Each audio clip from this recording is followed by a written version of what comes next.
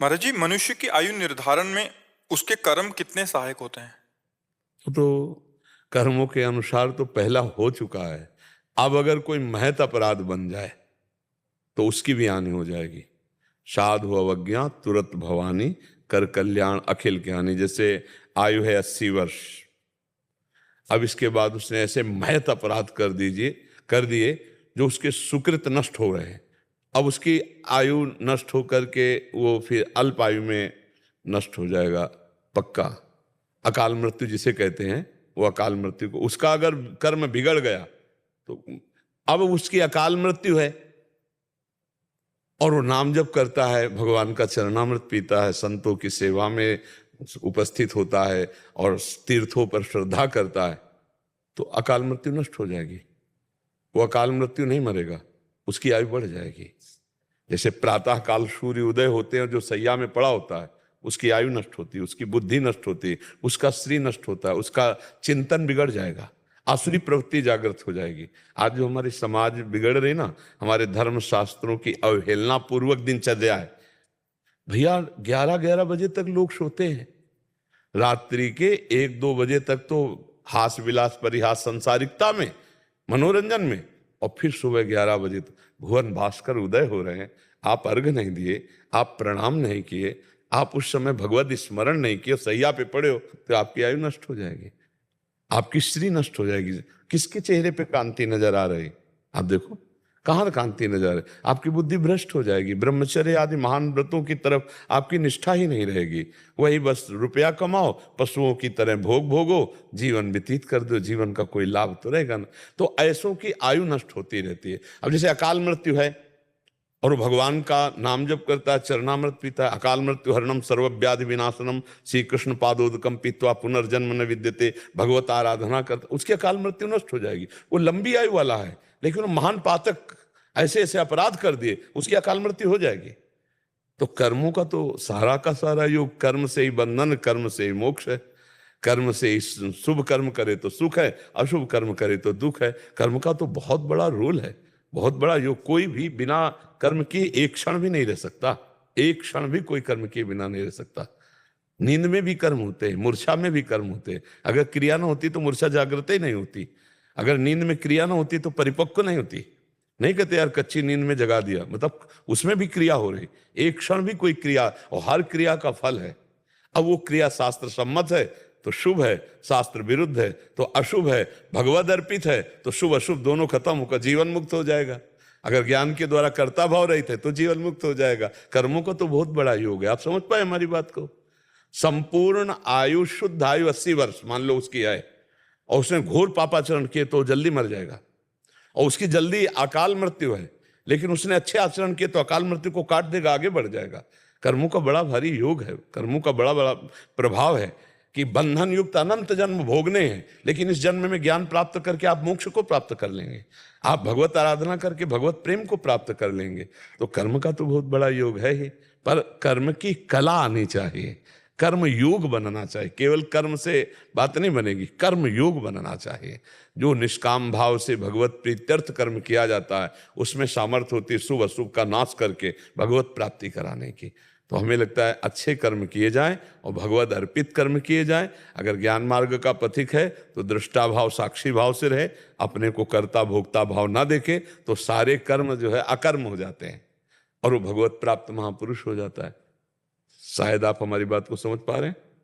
शायद इसलिए कह देते कि आप लोग गृहस्थ में हैं, पता नहीं शास्त्रों का स्वाध्याय कितना है, कितनी पवित्र बुद्धि है, आप कितना इसको समझ, क्योंकि अध्यात्म को समझने के लिए पवित्र बुद्धि चाहिए। जब तक साधन भजन नहीं होता तो बुद्धि पकड़ नहीं पाती, क्योंकि उसको पकड़ने के लिए जो योग्यता चाहिए, पात्र चाहिए, वो है नहीं, तो कैसे समझ में आएगा? तो आप समझ पा रहे हैं जी। विष्णु प्रिया दासी जी, राधे राधे।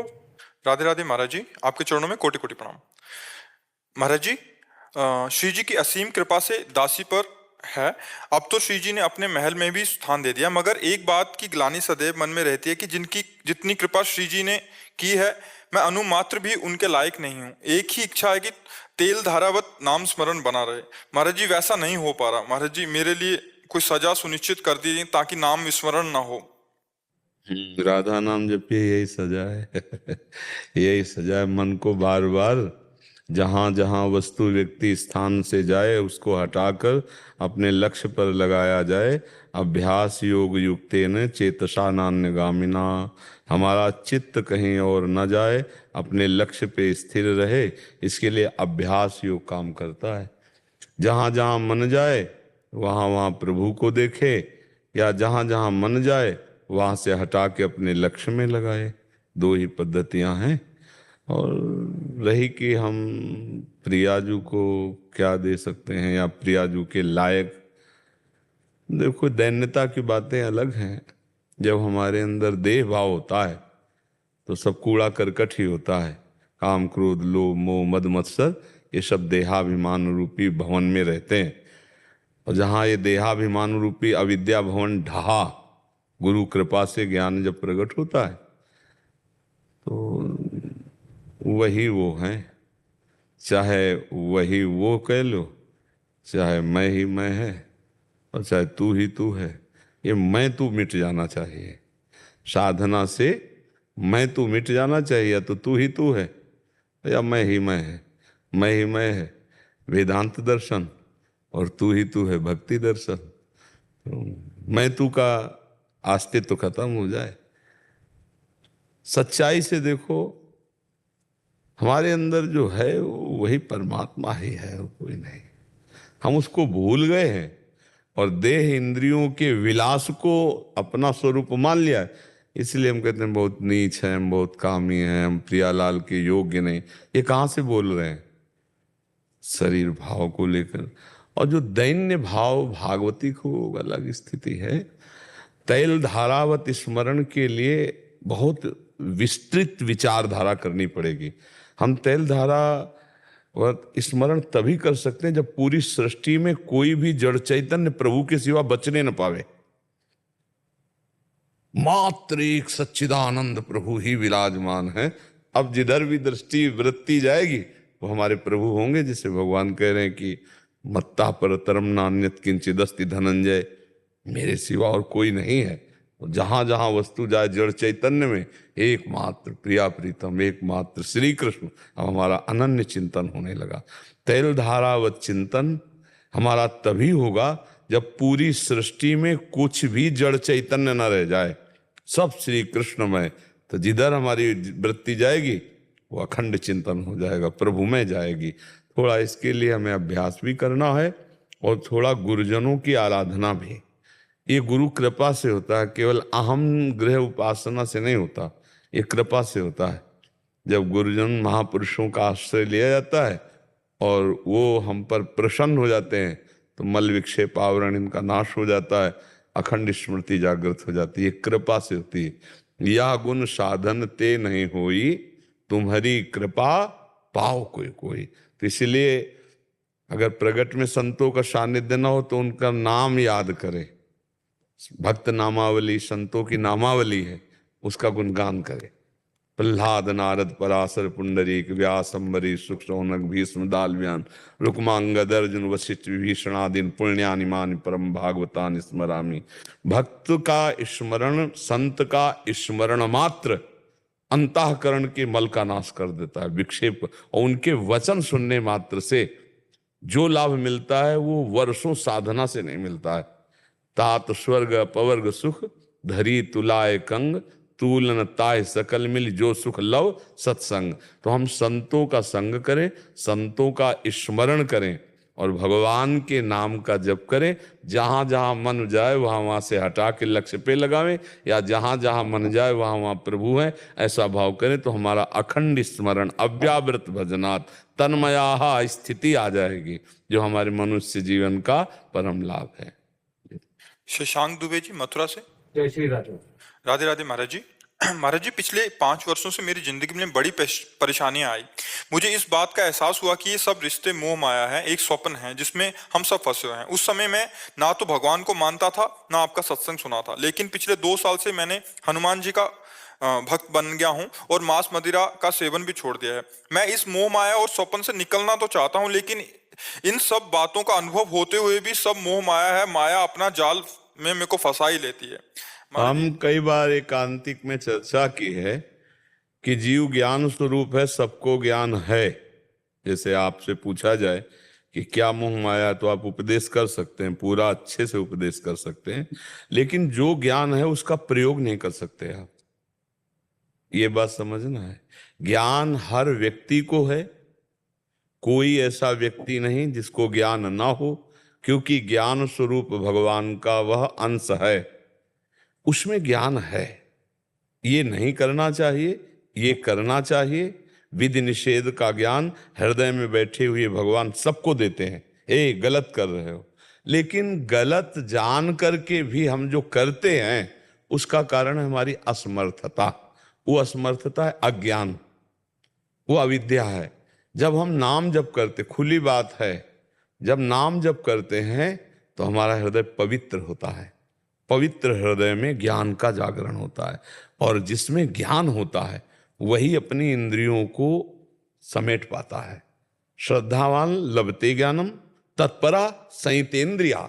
ये अभी ब्रह्मबोध नहीं हुआ, ये अभी शास्त्र ज्ञान, अभी धर्म विधि निषेध का ज्ञान। जब ये ज्ञान प्राप्त होता है तो इसका परिणाम क्या होता है? अपनी इंद्रियों को संयम में करना।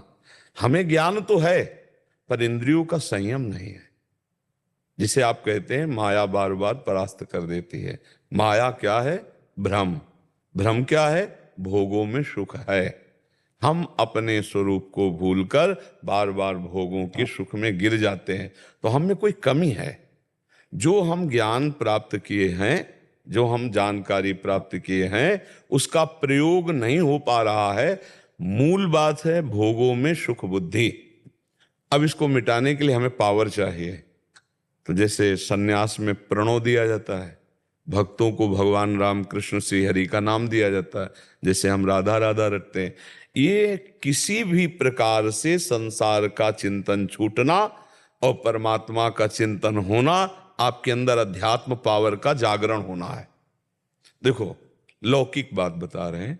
जब आप 6 घंटे नींद में सोते हैं, कोई साधना नहीं होती है, पर 6 घंटे संसार का विस्मरण होता है, तो आपको कैसा महसूस होता है? आहा, आज बहुत अच्छे से सोया। तो आपकी इंद्रियों में एक तेज आता है, एक बल आता है, आपका एक उत्साह बढ़ता है, आज बहुत अच्छे से सोया।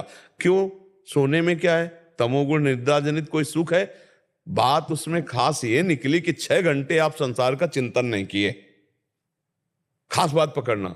और अगर 6 घंटे भगवत चिंतन करते हुए संसार का चिंतन न करते, तो यही समाधि सुख को प्राप्त करवा दे, यही परमात्मा अध्यात्म बल प्रदान कर दे। जब हम 6 घंटे नींद में संसार का चिंतन नहीं करते, तो हमें एक नया ओज, नया बल आ जाता है। नहीं आ जाता है? हम खूब में चिंतन से युक्त होकर संसार का चिंतन छोड़ दें तो अपार बल आ जाए। फिर हम अपने ज्ञान का प्रयोग कर सकते हैं। जो जानकारी हमारी है कि ये गलत है, नहीं करना चाहिए, पर हम कर रहे हैं, उसका कारण है भजन की कमी। इसीलिए गोस्वामी जी ने बिल्कुल हिंदी भाषा में लिखा है, बारी मथे ग्रच होय बरु सिकता ते बरु तेल, बिनु हरि भजन न भवतरी या सिद्धांत अपेल। पानी मथने से घृत घी भले हो जाए, बालू के पेरने से तेल भले हो जाए, असंभव। मतलब ये असंभव संभव हो सकता है, बिल्कुल गोस्वामी जी कह रहे हैं, पर बिना भजन के इस संसार के भ्रम से मुक्त नहीं हुआ जा सकता। बिनु हरि भजन न भवतरी या सिद्धांत पेल। इसलिए सबसे प्रार्थना है, जो नाम आपको प्रिय लगे नाम जप करो, या जो गुरुदेव ने मंत्र नाम दिया हो सतत उसका चिंतन। एन केन प्रकारेण संसार का विस्मरण और भगवान का स्मरण ही वही भक्तों के भगवान हैं, प्रेमियों के लाडिले हैं, योगियों के परमात्मा हैं, ज्ञानियों के ब्रह्म हैं। कहने को विविध हैं, वो है एक ही परमात्मा तत्व है। बिना सत चिंतन के आप अपनी जानकारी का प्रयोग नहीं कर सकते। बिना भगवत चिंतन के, बिना भजन बल के, जानकारी तो बहुतों के ज्ञान सुन लो, फर्राटेदार खूब है, बहुत ज्ञान है, लेकिन उसका जब प्रयोग का समय आता है तब हम हार जाते हैं। ये नहीं करना चाहिए, पर उसमें सुख बुद्धि इतनी प्रबल हो जाती है कि हमारा ज्ञान फेल हो जाता है और हम वहां उस आचरण को कर बैठते हैं जो नहीं करना चाहिए। उससे हमारा और अंतःकरण मलिन होता जाता है और फिर आस्तिकता की जगह नास्तिकता आना शुरू हो जाती है, नकारात्मक सोच बढ़ने लगते हैं। इसलिए हमारी प्रार्थना है, अपनी जानकारी को सम्यक रूप से प्रयोग में लाने के लिए आप भजन कीजिए, आप नाम जप कीजिए। आपकी दिनचर्या में संतों का सत्संग हो, शास्त्रों का स्वाध्याय हो और खूब नाम जप हो, तो आप देखिएगा आपको ऐसा बल मिलेगा कि आप अपनी जानकारी का प्रयोग कर सकते हैं। इतनी जानकारी है आपको कि जितनी जानकारी आपके पास है उतने का प्रयोग कर लो तो आप मोक्ष प्राप्त कर लोगे। कौन नहीं जानता कि राम नाम सत्य है, संसार झूठा है? कौन नहीं जानता? जब गांव में कोई पधारता है ना, तो गांव के बड़े बुजुर्ग बूढ़े सब आके उसको समझाते हैं, ए भैया रो मत, यहां से सबको जाना है। कितना बढ़िया ज्ञान है।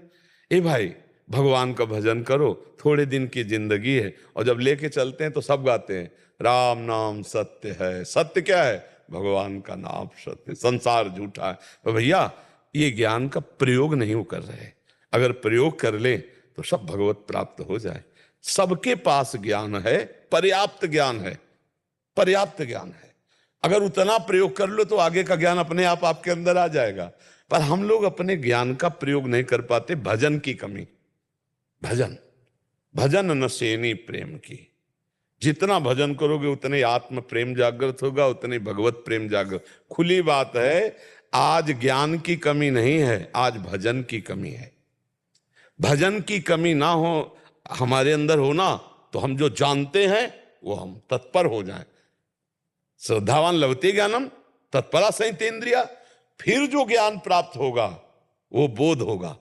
ज्ञानम लब्ध्वा पराम शांति मचरेणादिगच। अब फिर उसको क्या कहना, ब्रह्मभूता प्रसन्नात्मा न शोचति न कांक्षति। तो हम जो अपनी जानकारी का प्रयोग नहीं कर पाते तो हम दोषारोपण करते हैं कि माया बड़ी प्रचंड है और वो मुझे भ्रष्ट कर दिया। गलती हमारी कि हमने उसमें सुख बुद्धि किया। जिसमें हमने सुख बुद्धि किया उसको हम कह देते हैं माया बड़ी प्रचंड है और मैं मारा गया। नहीं तो ऐसा नहीं है। जैसे आज तक कभी शराब में श्रद्धा नहीं है, कभी कोई चर्चे नहीं है, पीने की, रखने की, देखने की, सूंघने की कोई चर्चे नहीं। मांस में श्रद्धा नहीं, कोई चर्चा नहीं। लेकिन वैसे ही बराबर उसी लाइन का पाप है व्यभिचार, उसी लाइन का पाप है। एक पंक्ति में जैसे रखा हुआ महापाप है मदिरापान, द्वित कीड़ा, मांसभक्षण, हिंसा, वैसे ये परिस्त्री गमन, क्या इसको भी इसी कोट से देखा जाता है? नहीं। अब देख लीजिए, जिसको हम दोष वृत्ति से देखे तो छोड़ दिए, जैसे भाई बोले छोड़ दिए, इसको दोष वृत्ति से कहां देखा जाता है? इसको सुख बुद्धि से देखा जाता है। ये पापाचरण चलता रहता है और भजन भी चलता रहता है। तो चलनी में गैया दुहै और दोष दयु को दे, हरिगुर कहो न माने अपनो ही फल ले। भला गाय चलनी में दुहो तो दूध पीने को मिलेगा क्या? अब करो बेविचार, गंदे आचरण करो, कह दो भजन कर रहे हैं हमको आत्मानंद का अनुभव नहीं हुआ। ऐसे ऐसे लोग मिलते हैं कि 20 साल हो गए हमको भजन करते हुए, कुछ लाभ नहीं। हम कह रहे हैं 20 दिन में लाभ तुम्हें झलकने लगेगा। थोड़ा पात्र तो सही करो, आप अपने छिद्रों को तो बंद करो। छिद्र बंद नहीं करोगे तो 20 जन्म में भी कुछ हाथ नहीं ले पाओगे। जितना भरते जा रहे उतना निकलता जा रहा, फायदा क्या हुआ? हम अपने ज्ञान का सही प्रयोग नहीं कर पा रहे। उसका कारण है गुरुचरणों की आराधना करो, गुरु प्रदत्त नाम मंत्र को जपो, बिना किसी सदगुरुदेव का आश्रय लिए। ये प्रचंड भ्रम जो है, माया क्या है? शरीर में मैं भाव करवा देना और इंद्रियजन्य भोगों में सुख भाव करा देना, इसी का नाम माया है, और कोई माया नहीं है। हमारा भ्रम ही माया है। और माया का अर्थ ही होता है जो नहीं है। मां माने नहीं, या माने जो नहीं है, उसी का नाम माया है। और यही बड़ा जोर का भ्रम हो गया है। तो नाम जप करो, किसी संत महापुरुष का आश्रय ले लो, उनके बताए हुए मार्ग पे चलो, उनके विरुद्ध आचरण ना करो तो बढ़िया मार्ग प्रशस्त हो जाएगा। भगवान की कृपा से आप जान जाओगे कोई माया नहीं, कोई माया परास्त करने वाली नहीं। कहाँ किसी को माया दिखाई दी क्या? हमें बताओ, किसी को माया आज तक मिली हो, दिखाई दी हो? आपका जो भ्रमात्मक आकर्षण, उसी का नाम माया है। आप जो गलत कर रहे बोले माया बड़ी प्रचंड है, हमको परास्त कर दिया। माया बड़ी प्रचंड का मतलब तुम्हारा भ्रम बड़ा प्रचंड है। कि इस इंद्रियजन्य भोगों में अधर्माचरण करते हुए विचरण कर रहे हो, गुरु चरणों का आश्रय लो, उसको छोड़ दो, खत्म हो गया। जो माया सब जगह ही न चाहवा और जास चरित लख काहू न पावा, उसका चरित्र यही है कि वो भ्रम में, सुखों में जहां है नहीं लेकिन दिखाई दे रहा है, मनुष्य को फंसाए हुए, जीवों को फंसाए हुए। ये संत महात्मा जब गुरु कृपा से बात जान जाते हैं तो उसी में रहते हुए निर्विकार रहते हैं। जैसे एक भुना हुआ चना है और एक सादा चना है, तो सादा चना को जब पानी और रज मिलेगी, मिट्टी, तो अंकुरण हो जाएगा, लेकिन भुने चना को नहीं। तो जिसे ज्ञान अग्नि के द्वारा अपनी वासनाओं को भस्म कर दिया, वो भुना हुआ चना है। वैसे ही सब परिवार घर में रहते हुए भी उसमें कोई फर्क नहीं है। तो हमारा ज्ञान जो है उसका प्रयोग हो जाए, इसके लिए हमें खूब नाम जप करना है भैया। बिना नाम जप के कुछ है, हमारे हर प्रश्न का आखिरी उत्तर नाम जप है, क्योंकि भजन के बिना कुछ भी नहीं होना है। चाहे जितना आप शास्त्र ज्ञान पढ़ लो, चाहे जितना प्रवचन दे लो, चाहे जितना प्रवचन सुन लो, जब तक आप मनन नहीं करोगे, भगवत चिंतन नहीं करोगे, नाम जप नहीं करोगे, तब तक आप में आध्यात्मिक विकास नहीं होगा। जब तक आध्यात्मिक विकास नहीं, तब तो भ्रम परास्त ही करता रहेगा। तो इसलिए हमारी प्रार्थना है, खूब नाम जप करो, सत्संग सुनो, शास्त्रों का स्वाध्याय करो और जो ज्ञान है उसके अनुसार चलने की चेष्टा करो।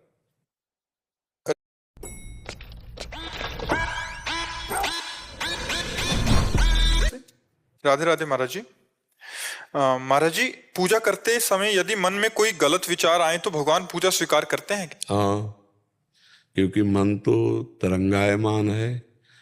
हो सकता है जिस समय आप पूजा कर रहे हो उसी समय भगवान के विरुद्ध चिंतन कर रहा हो सकता है कोई गंदा विषय चिंतन कर रहा हो। तो हमारी अभी प्रारंभिक स्थिति है, हम प्रारंभिक स्थिति में भाव से भगवान की पूजा करना चाहते हैं, पर मन हमारा विषयों में भाग जाता है। तो भगवान जानते हैं कि उनकी प्रबल माया है, ये भी जानते हैं कि मन मलिन है, विषयाकर्षण में जा रहा है, पर ये मेरी पूजा करना चाहता है। तो भगवान पूजा में जो तुम्हारा भाव है उसे स्वीकार करते हैं। जैसे आपने बढ़िया सुंदर भोग लाए और उसमें जो आपके अंदर उत्साह है कि आज मैं ये भगवान को पवाऊंगा, वो भगवान तुम्हारा भाव पाते हैं। अब हमारा मन पूजा में नहीं जा रहा, लेकिन हम भगवान की पूजा कर रहे हैं, भगवान की आरती कर रहे हैं, तो वो जो हमारा भाव है उसे हमारे भगवान स्वीकार करते हैं। आपका भाव भगवान स्वीकार करते हैं, आपकी वस्तुएं आपको वापस मिलती हैं। जैसे भोग की थाल भगवान को अर्पित करते हैं तो वापस आ जाती है ना, एक कौरा भगवान नहीं पाते, लेकिन आपका भोग लग गया, भगवान ने पाया। क्या? जो आपने भोग बनाते समय भाव किया, जो भोग लगाते समय भाव किया। भगवान कहते भाव का भूखा हूं मैं। भगवान पदार्थों के थोड़ी भूखे, ये तो नाशवान पदार्थ है जो 6 घंटे में मल बन जाते हैं। भला सच्चिदानंद भगवान को एक ऐसे प्यारे हो सकते हैं, पर अगर एक पत्ता भी तुलसी का भाव से दो तो भगवान उसे भी स्वीकार करते हैं। एक चुल्लू जल भी भाव से दो, भगवान स्वीकार करते हैं। तो जब हम पूजा करने के लिए चलते हैं तो उस समय जो हमारा भाव होता है कि प्रभु को स्नान कराना है, प्रभु को ऐसे पवाना है, अब हमारा मन नहीं लग रहा, मन हमारा चंचल है, उससे कोई तात्पर्य नहीं है। धीरे धीरे धीरे देखो, एक बार में मन हमारा प्रभु में नहीं लगता। जब हम रोज पूजा करने लगेंगे तो मन लगने लगेगा। उसकी पहचान है, जैसे आप सुबह 5 से 6 बजे तक पूजा करते हैं, अब उस 5 से 6 बजे के बीच में आपसे कोई आके बात करने लगे तो आपको बुरा लगेगा। हे यार, 1 घंटा तो मैं पूजा करता हूँ, उसी में आकर तुम विघ्न डाल रहे हो। मतलब कहीं ना कहीं पूजा में मन लगने लगा है। अब वो थोड़ा लगेगा, फिर चंचलता भागेगा, फिर लगेगा, फिर भागेगा। एक दिन ऐसा आएगा कि वो एकाग्रता पूर्वक लगने लगेगा, वो अभ्यास से धीरे धीरे आ जाएगा। भगवान भाव देखते हैं, अगर ऐसे देखें तो माला हाथ में चल रहा है, जवान पे नाम चल रहा है, मन संसार में घूम रहा है। तभी गोस्वामी जी ने कह दिया कि भाव कुभाव अनख आलसहु, नाम जपत मंगल दिशि दसहु। तो ऐसे ही अगर हमारा भी भाव पूरा नहीं बन पा रहा, एकाग्रता नहीं है, तो भी हम पूजा छोड़े ना, पूजा करें। भगवान एक दिन हमारे मन को लगा देंगे, भगवान एक दिन हमारे जो पूजा की भावना है उसको परिपक्व कर देंगे। लगा रहे, करत करत अभ्यास के जड़मत होत सुजान, रस्सी आवत जात ही सिल पर होत निशान। अगर अभ्यास बराबर किया जाए तो जैसे बड़ा पत्थर रखा होता है सिल, और उससे पानी खींचा जाता था कुएं में, तो उस रस्सी में निशान पड़ जाता था। तो बार बार हम पूजा करेंगे तो हमारे मन में संस्कार बन जाएंगे पूजा के, और वो भागना बंद कर देंगे। जो गलत संस्कार वो नष्ट हो जाएंगे और एकाग्रता होने लगेगी। हमें उबना नहीं है, पूजा बराबर चलानी है, और उस पूजा का फल निश्चित मिलेगा। जो मन लगने पर मिलता है वो बिना मन लगने पर भी मिलेगा, क्योंकि भगवान जान रहे हैं, सर्वज्ञ हैं। ये मेरे लिए बैठा है, ये मेरे लिए पूजा कर रहा है, ये मेरे लिए भाव कर रहा है। तो भगवान भाव को देखते हैं, क्रियाओं को नहीं देखते हैं। इसलिए ज्यादा उसमें नास्तिकता वाला भाव ना आ जाए, नकारात्मक भाव ना आ जाए कि हमारा मन तो लगता नहीं तो पूजा हमारी बेकार हुई। ऐसे लोगों से प्रश्न भी ना करें जो समझ में नहीं परिपक्व हुए हैं। एक एक चेष्टा का फल मिलेगा, मन लगे या न लगे। देखो भगवान सत्य है। जैसे आग है, उसे आप मन लगा के छुओ तो जलोगे, बेमन छुओ तो जलोगे, कोई छुआ दे तो जलोगे। क्यों? क्यों? उसमें दायिका शक्ति है।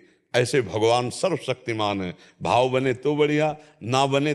अरे उनको जहर पिलाने जा रही, पूजा करने नहीं जा रही, जहर पिलाने जा रही, तो उसकी जानते हो क्या गति हुई फल मिलने की बात? जो यशोदा मैया को गति हुई वो पूतना की गति हुई। जो भगवान को मारने जा रहे जहर पिलाने, फिर आप तो कुछ न कुछ भगवान को मिश्री है, दूध है, रोटी सब्जी, कुछ न कुछ तो भोग लगाती है। वो जहर पिलाने गई, उसके भाव थे क्या? तो उसको भगवान की प्राप्ति हुई। ऐसे तो हमारे कृपालु भगवान है। हम पानी पिला रहे, हम दूध पिला रहे, हम भोग लगा रहे, हमारी पूजा भगवान स्वीकार नहीं करेंगे, हमको भगवान की प्राप्ति नहीं होगी। पक्का होगी। कैसी बात? समझ रहे ना किसका प्रश्न था? हाँ, समझ रहे ना आप जी। अवधेश तिवारी जी मिर्जापुर से। राधा वल्लभ श्री हरिवंश महाराज जी, दंडवत प्रणाम। महाराज जी, आपके जितने भी शरणागत शिष्य हैं, आपके सत्संग एवं एकांतिक से उन्हें भली भांति परिचय है कि अपने माता पिता से कैसा व्यवहार करना चाहिए। महाराज जी, मेरा प्रश्न यह है कि ऐसी संतान से उनके माता पिता का व्यवहार कैसा होना चाहिए? इस पर नहीं ध्यान देते। हम केवल अपने कर्तव्य का ध्यान देते हैं। उन दूसरों के कर्तव्य का ध्यान देने वाला पतित हो जाता है। कि जैसे हम अपने माता पिता के साथ ऐसा कर्तव्य करते हैं, लेकिन वो हमारे साथ कर्तव्य